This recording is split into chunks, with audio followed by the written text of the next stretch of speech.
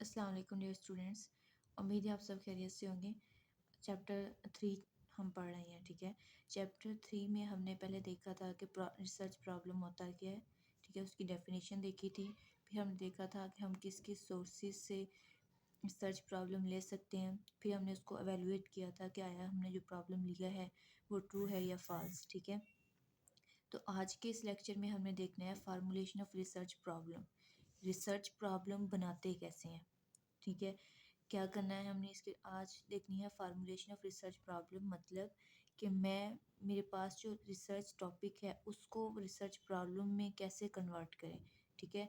तो वो प्रोसेस जो है वो है फार्मूलेशन ऑफ रिसर्च प्रोसेस। इसको हमने डिवाइड किया है 5 पार्ट्स पे, ठीक है, या इसको कह लें कि 5 फेजेस हैं research formulation of research problem की, ठीक है। तो वो फर्स्ट हम देखते हैं क्या है, selection of research topic. First step में हमने क्या करना है, सिलेक्शन करनी है रिसर्च टॉपिक की। फिर है रिव्यू ऑफ लिटरेचर या theory, limiting the research topic, evaluation of research problem, और फाइनल स्टेप हमारे पास है formulation of final statement of research problem. One by one हम इनको डिस्कस करते हैं। Selection of research topic, first तो हमें अपने रिसर्च का एरिया पता होना चाहिए, रिसर्च टॉपिक पता होना चाहिए। फर्स्ट हमने किस चीज़ की सिलेक्शन करनी है, रिसर्च टॉपिक की, कि हमारे पास क्या होना चाहिए, एक अच्छा रिसर्च टॉपिक होना चाहिए या एरिया ऑफ इंटरेस्ट जिससे हमने रिसर्च प्रॉब्लम सेलेक्ट करनी है, हमें उसको आइडेंटिफाई करना है। आप यूँ कह लें कि इस स्टेप के अंदर क्या करना है, हमने अपने आइडियाज़ को मर्ज करना है, ठीक है। आइडियाज़ ही तो हमारे पास प्रॉब्लम होता है, ठीक है। आइडियाज़ असम्पशंस जो हैं उनको क्या करना है, मर्ज करना है, एक हमने प्रॉब्लम रिसर्च प्रॉब्लम बनाना है। उसकी सिलेक्शन करनी है, ऑल जो हमारे पास आइडियाज़ हैं उनमें से एक प्रॉब्लम निकालना है जिसके ऊपर फर्दर हम उसको डिस्क्राइब करना चाहते हैं, उस पर स्टडी करना चाहते हैं, ठीक है। फर्स्ट स्टेप क्या है, हमने सिलेक्शन करनी है रिसर्च प्रॉब्लम की। नेक्स्ट हमारे पास क्या है, रिव्यू ऑफ लिटरेचर या थ्योरी, कि वो टॉपिक या वो प्रॉब्लम जो हमने रिसर्च के लिए लिया है, ठीक है, या यूँ कह लें कि हम प्रीवियस स्टडी से जो हमें न्यू प्रॉब्लम मिला है जिसके ऊपर हम सर्च करना चाहते हैं, या लिटरेचर रिव्यू से हमें क्या मिलता है कि जो प्रीवियस टॉपिक पर पढ़े हुए हैं ना, रिसर्च किए हुए जो प्रीवियस टॉपिक पढ़े हुए हैं उनके ऊपर ही दोबारा रिसर्च करके उसको क्या करते हैं, रिफ़ाइन किया जाता है, ठीक है, उनको मज़ीद मॉडिफाई किया जाता है। तो वो क्या होता है लिटरेचर ऑफ रिव्यू के अंदर, वो हम क्यों करते हैं लिटरेचर ऑफ रिव्यू, वो करते हैं इसीलिए हैं कि या तो स्टडी को रिफ़ाइन किया जा सके, उसके अंदर जो लिमिटेशंस हैं उनको दूर किया जा सके और उसको मॉडिफाई किया जा सके, ठीक है, उस नॉलेज को अपडेट किया जाए, ठीक है। तो ये इस रिव्यू ऑफ लिटरेचर, एक तो हमने पहले प्रॉब्लम सेलेक्ट कर ली। प्रॉब्लम सेलेक्ट करने के बाद हमने रिव्यू ऑफ लिटरेचर इसलिए करना है कि उस प्रॉब्लम के ऊपर जो प्रीवियस स्टडी कंडक्ट हुई है उसके अंदर क्या वीकनेस थी ताकि हमारे रिज़ल्ट मॉडिफाई हो सकें, ठीक है। यह हम इसलिए करते हैं कि जो उसकी उसके अंदर लिमिटेशन थी उनको देखा जा सके, ठीक है, या उसी स्टडी को दोबारा रिफ़ाइन हो सके, ठीक है। तो ये होता है लिटरेचर ऑफ रिव्यू। पहले टॉपिक सेलेक्ट करना है, फिर उस पर लिटरेचर ऑफ रिव्यू को देखेंगे कि उसके ऊपर जो पहले प्रीवियस स्टडी हुई है उसके अंदर वीकनेस क्या है ताकि हमारा जो रिसर्च है वो उसके रिज़ल्ट क्या हो सके, मॉडिफाई हो सके। फिर है डीलिमिटिंग द रिसर्च टॉपिक। डीलिमिटिंग अगर आपको याद हो तो टर्मिनोलॉजी वाले लेक्चर में मैंने आपको बताया था, डीलिमिट होता है किसी भी चीज़ का या रिसर्च टॉपिक का, अपनी रिसर्च का क्राइटेरिया सेट करना, ठीक है, उसकी बाउंड्रीज सेट करना, कि एक एरिया तक चीज़ को महदूद कर देना। फॉर एग्ज़ाम्पल आप डायबिटिक पेशेंट देखना चाहते हैं मेडिकल वार्ड में या सर्जिकल वार्ड में, तो आप उस एक जो आपने वार्ड सेलेक्ट की है वो एरिया आपने डीलिमिट किया है कि आप सिर्फ एक हॉस्पिटल के अंदर सिर्फ एक जो है सर्जिकल वार्ड के अंदर डायबिटिक पेशेंट देखना चाहते हैं, डायबिटिक फुट वाले पेशेंट देखना चाहते हैं, ठीक है। तो जो एक वार्ड आपने सेलेक्ट की है वो आपने डीलिमिट किया है अपने अपनी स्टडी को। आप पूरे हॉस्पिटल के अंदर या पूरे पाकिस्तान के अंदर ही डायबिटिक पेशेंट को स्टडी नहीं करना चाहते, आपने सिर्फ एक वार्ड सेलेक्ट की है, ठीक है। वार्ड के अंदर चंद पेशेंट होंगे, 10 होंगे, 12 होंगे, 15 होंगे, ठीक है। तो ये क्या है, एक एरिया लिमिट कर लेना, एक एरिया सेलेक्ट कर लेना कि आपने सिर्फ इन एरियाज़ के पेशेंट को जो है उनके ऊपर रिसर्च करनी है।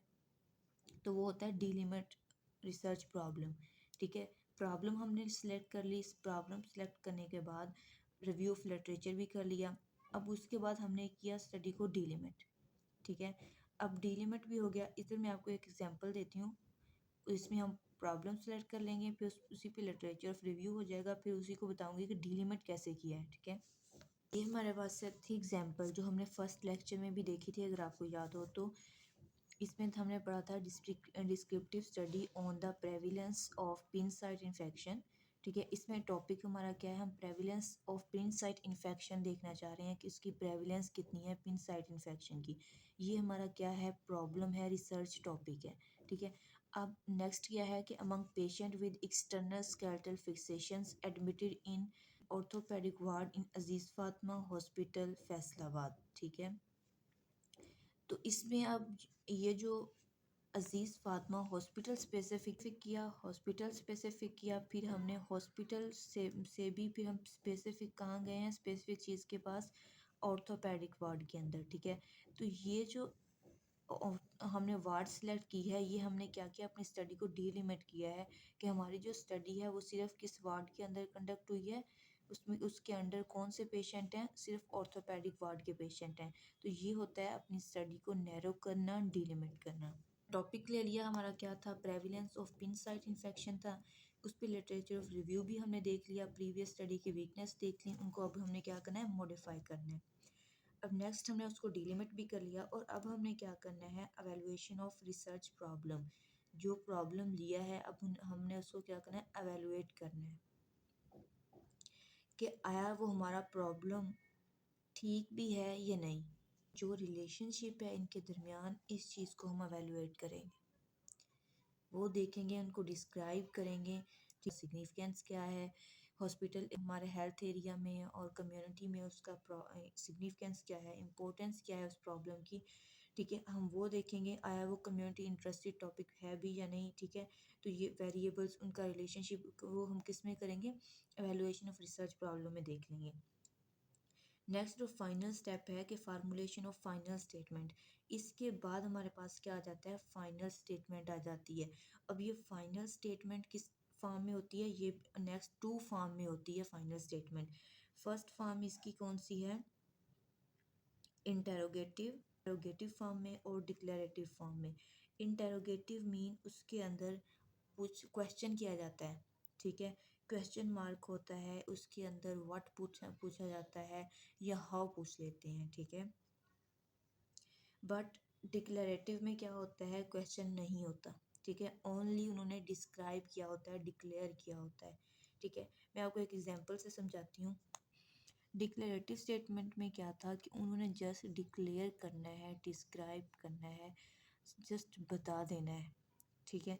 उसमें हमने एग्जांपल देखी कि द स्टडी ऑफ इन्वेस्टिगेट, मतलब एक स्टडी है जिसके अंदर इन्वेस्टिगेट किया गया है, क्या इन्वेस्टिगेट किया है या क्या सर्च किया है, the effect of relaxation on anxiety and dyspnoea. Dyspnoea और एंजाइटी की रिलैक्सेशन का जो है इफ़ेक्ट इन्वेस्टिगेट किया गया है किन के ऊपर, पेशेंट विद सीओपीडी के पेशेंट के ऊपर रिलैक्सेशन ऑन एंजाइटी का इफ़ेक्ट चेक किया गया है। इसके अंदर जो हमारा टॉपिक है वो कौन सा टॉपिक है, effect of relaxation on anxiety, ठीक है, and dyspnoea in a patient with COPD. कौन सी स्टेटमेंट है, डिक्लेरेटिव स्टेटमेंट है। उसमें इफ़ेक्ट बता दिया है, किस पेशेंट में, सीओपीडी के पेशेंट में, किस चीज़ का, एंजाइटी का एंड डिस्पोनिया का। अब नेक्स्ट जो हमारे पास फॉर्म है वो है इंटेरोगेटिव। इंटेरोगेटिव का मतलब मैंने आपको बताया था कि इसमें क्वेश्चन पूछा जाएगा, ठीक है। तो क्या होगा, व्हाट। हमने देखना है influences of age coping behaviour, किन पेशेंट में देखना है, प्री एडोलेसेंट और एडोलेसेंट में। तो ये है कि हमने बताया है कि व्हाट आर द क्या हो सकता है, ठीक है। जहाँ पे बात आ जाए क्या हो सकता है या कैसे होएगा, तो वो हमारे पास क्या है, इंटेरोगेटिव स्टेटमेंट है। इसके ऊपर और भी एग्जाम्पल हैं, जैसा कि हमारे पास एक और एग्जाम्पल हम देखते हैं। What are the effect of chronic illness during mid life. क्या है कि what are the effect of chronic illness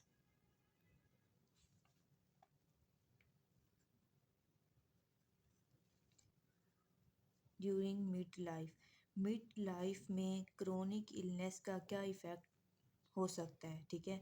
तो ये अब आप बताएं कि कौन सी स्टेटमेंट है। ये व्हाट है तो इट मीन्स ये कौन सी स्टेटमेंट है, इंटेरोगेटिव। अगर इसकी जगह व्हाट ना काटते हम सिर्फ यहाँ से स्टार्ट कर लें कि the effect of chronic illness during mid life, तो ये कौन सी स्टेटमेंट बन जाएगी, डिक्लेरेटिव, ठीक है। तो आज का लेक्चर हमारा यहीं तक। एक बार मैं रिवाइज करवा देती हूँ। नेक्स्ट लेक्चर में हम बात करेंगे रिसर्च ऑब्जेक्टिव की, कि रिसर्च ऑब्जेक्टिव कैसे बनाते हैं, ठीक है, उनकी क्या क्या कैरेक्टरिस्टिक्स होती हैं और उनकी सिग्निफिकेंस क्या है, ठीक है, ये चीज़ देखेंगे नेक्स्ट क्लास में इंशाल्लाह। आज का हम समराइज़ कर लेते हैं एक दफ़ा। हमने देखा formulation of research problem, formulation research problem के 5 स्टेप देखे हमने।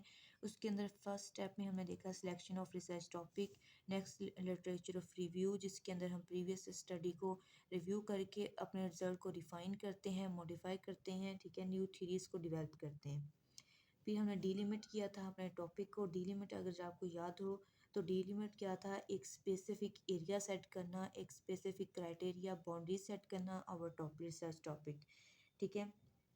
नेक्स्ट हमारे पास था evaluation of research variables, evaluation of research problem. इसमें हमने वेरिएबल्स का रिलेशनशिप देखा था, ठीक है, उसकी डायरेक्शन देखी थी, पॉजिटिव नेगेटिव सब कुछ रिलेशनशिप हमने किस में किया था, एवेलुएशन ऑफ रिसर्च प्रॉब्लम में। फिर फार्मूलेशन ऑफ फाइनल स्टेटमेंट जो हमारे पास बनी वो 2 फॉर्म में बनती है, एक इंटरोगेटिव फॉर्म में, दूसरा डिक्लेरेटिव फॉर्म में।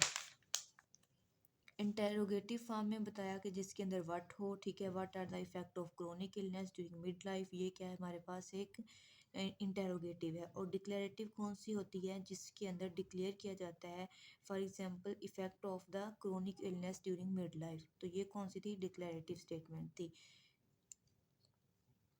आज के लिए इतना ही, ऑल द बेस्ट।